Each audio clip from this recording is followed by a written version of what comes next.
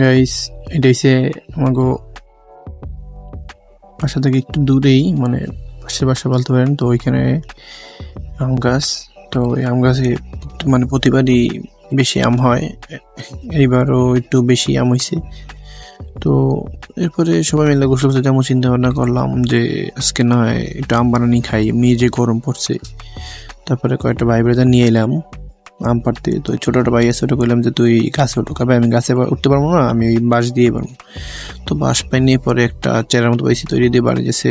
অবশ্য 2টা না 3টা পড়ছিল। এরপরে কইতেছে ভাই সমস্যা, আমি আরও মারবো। এরপরে একটা ছোটটা পোলা আসলো, ওরা ডাকছি, ও আবার গেছে।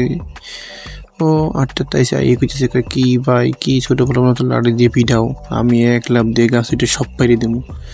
কইতে দিল সময় প্যান্টের কাছে লাইক ক্লাব দিচ্ছে বান্দরের মতো দিয়ে ফরফরে গাছ উঠে গেছে। আর এই যে পোলাটা দেখতে পাইতেছেন, এই পোলাটা খালি খাইতেই পারে খালি।